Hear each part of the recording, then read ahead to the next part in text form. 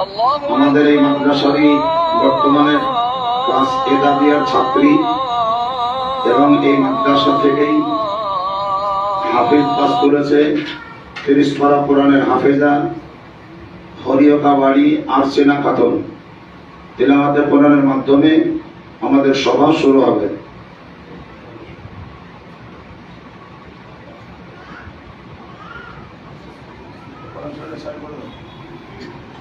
আসসালামু আলাইকুম ওয়া রাহমাতুল্লাহি ওয়া বারাকাতুহু।